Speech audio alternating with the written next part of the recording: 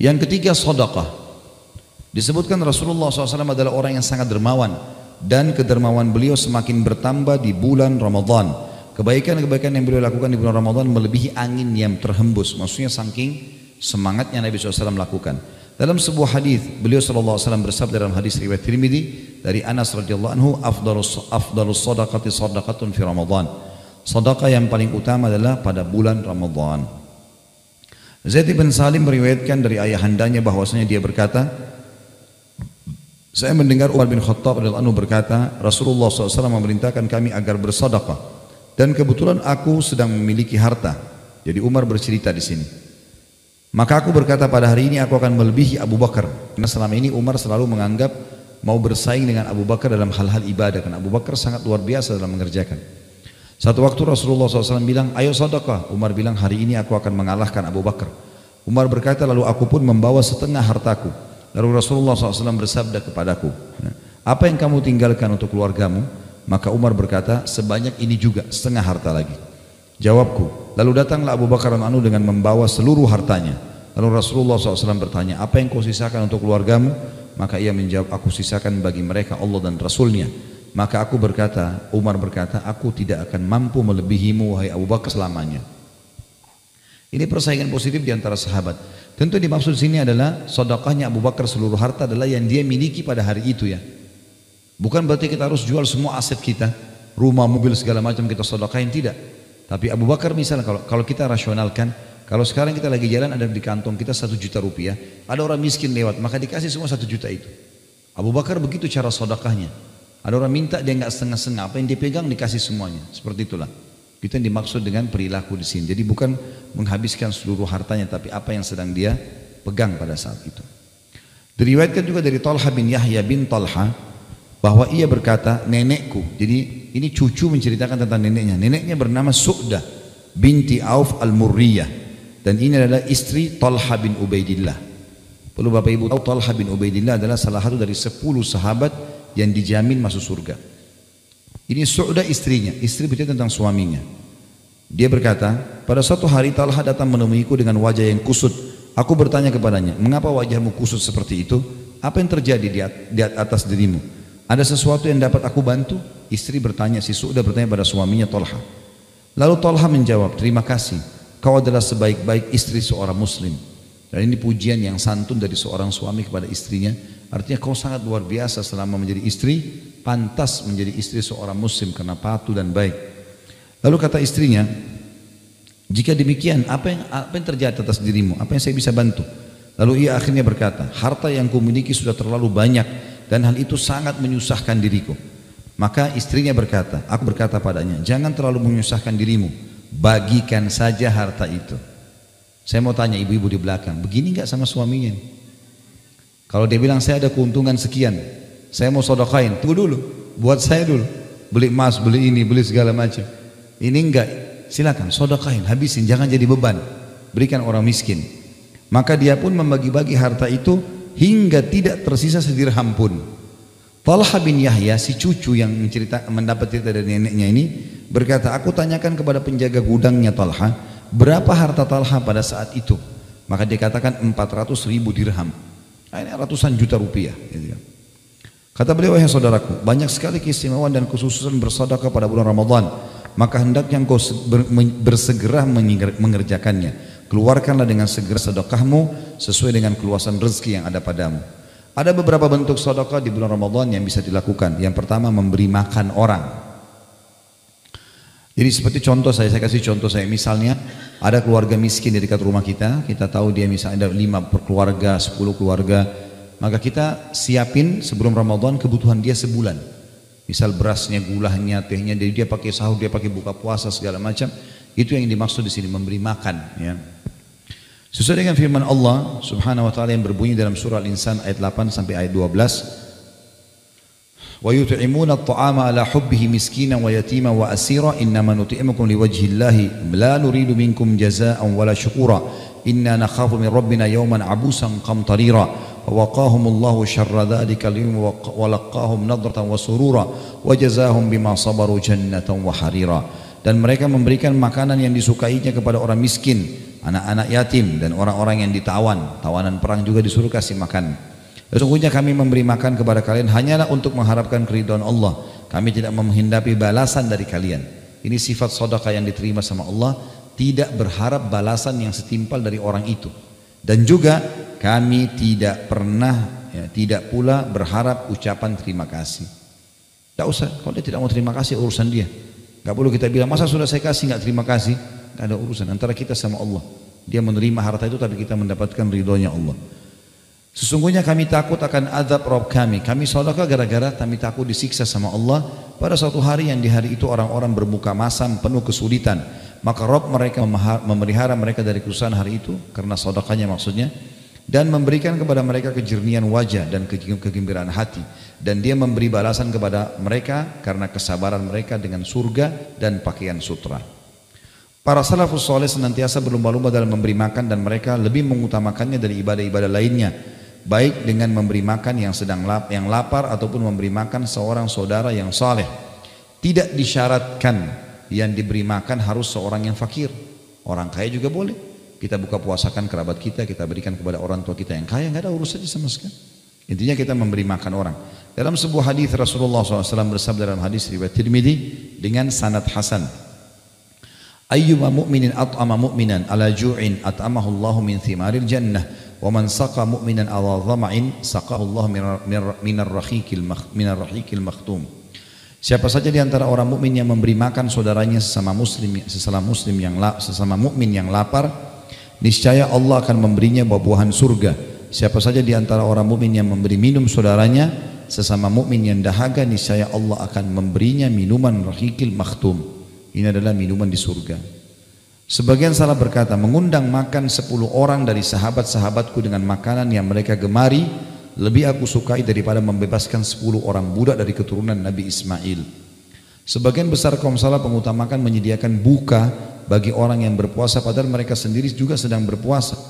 Di antaranya adalah Abdullah bin Umar radhiyallahu anhu, Daud At-Tai, Malik bin Dinar, Ahmad bin Hanbal dan lainnya.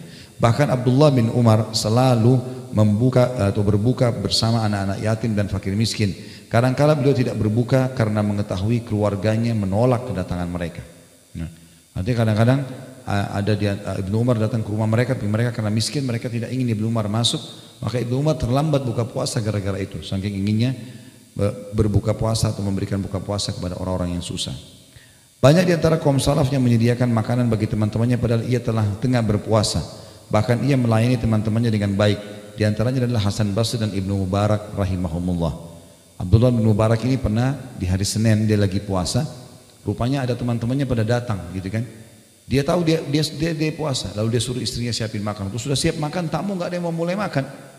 Karena mereka tunggu tuan rumahnya. Lalu dia datang, dia duduk dan dia mengatakan Bismillah. Dia ambil ya sedikit dengan telapak tangannya, lalu kemudian dengan genggamannya lalu dimasukkan ke mulutnya. Setelah itu dia mengatakan ayo makan sambil berdiri. Dia mutar-mutarin tamunya. Tamunya pikir dia tidak puasa, maka mereka makan semua. Dia pergi ke belakang rumah lalu dibuang dari mulutnya. Tetap dilanjutkan puasanya.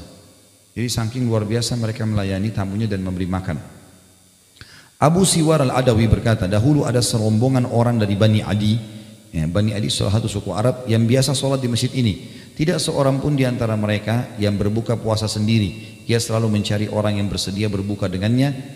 Jika tidak, maka ia keluarkan makanannya untuk dimakan bersama orang-orang di masjid. Ibadah berupa memberi makan akan melahirkan aspek-aspek ibadah lainnya seperti terciptanya saling mengasihi dan juga saling menyayangi. Di mana hal ini adalah sebab seseorang masuk ke dalam surga. Dalam sebuah hadis yang sahih, Rasulullah SAW bersabda, "Lan tadkhulul jannata hatta tu'minu wa lan tu'minu hatta tahabbu." Kalian tidak akan masuk surga hingga kalian beriman. Kalian tidak akan beriman hingga kalian saling mengasihi di antara kalian. Di antaranya juga bermajlis dengan orang-orang soleh serta mengharap pahala dari menolong mereka.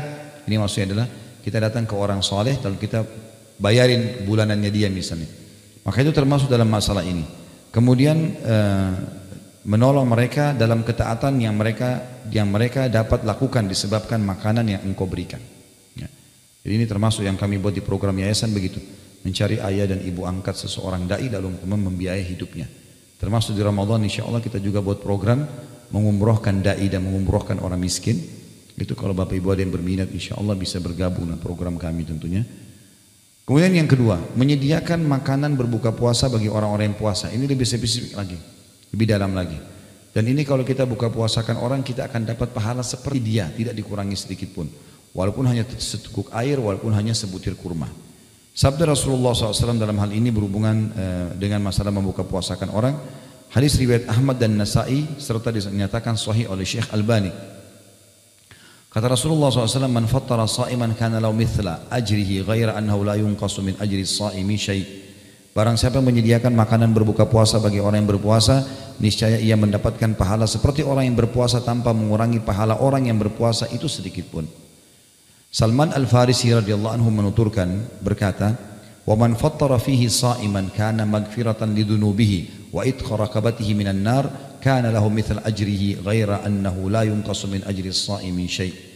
Barang siapa menyediakan makanan berbuka bagi orang-orang yang berpuasa, maka itu akan menjadi penghapus dosa-dosanya dan menjadi pembebas dirinya dari api neraka, dan ia akan mendapat pahala seperti orang yang berpuasa tanpa mengurangi pahala orang yang berpuasa itu sedikit pun. Saya punya pengalaman di Madinah waktu pertama saya datang di sana. Mungkin teman-teman yang sudah dengar ini alhamdulillah, kalau yang belum maka bisa dijadikan sebagai pelajaran. Saya kaget waktu itu awal Ramadan tahun 1990 di Madinah. Saya sama teman-teman orang Indonesia, mahasiswa semuanya rame-rame pergi ke Masjid Nabawi. Turun dari bus, pas melihat Masjid Nabawi, ada banyak orang membelakangi masjid, menghadap ke arah kami.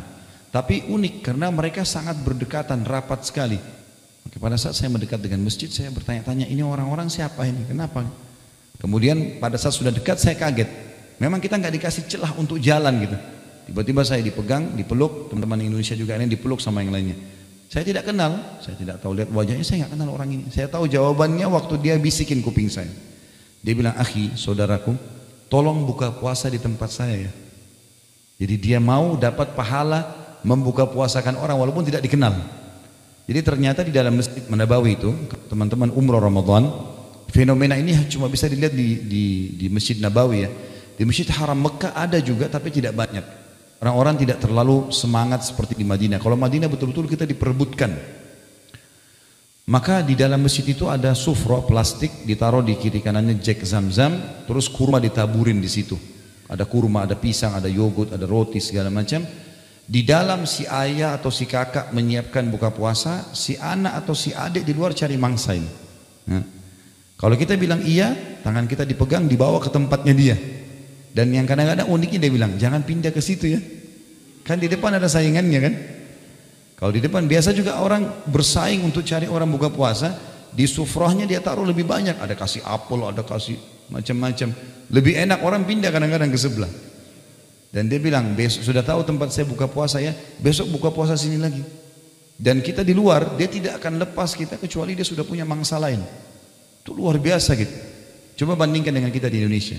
Sudah dapat giliran dari RT, ya, masih bertanya udah tiba gilirannya, sudah tiba giliran saya. Sebulan sekali kadang-kadang gitu kan. Mestinya semua masjid dekat rumah diblok itu. Ya. Pak, buka puasain, misal contoh. Air mineral ya, ini mungkin agak besar, ada yang gelas kan, 30.000 isinya 48 gelas, 30.000. Kalau dekat musola atau masjid dekat rumah kita, anggaplah ada 50 orang yang buka puasa. Kita butuh satu dus 48 misalnya, maka kita genapin 50 gelas misalnya, 35.000. Saya yakin tidak akan lebih dari 40.000 lah gitu kan. Itu kita kasih beli 30 dus. 30.000 kali 30 dus, kita sudah dapat pahala buka puasa diri kita sendiri hari itu plus 50 orang lain. Berarti 51 pahala buka puasa kali 1 bulan. Berapa banyak pahalanya? Gitu kan? Begitu pula kalau kita pegang masjid yang sampai ribuan orang buka puasa. Tergantung mau pahala berapa banyak silahkan. Ya, tinggal beli saja selesai. Apalagi sedekah diganti oleh Allah kembali.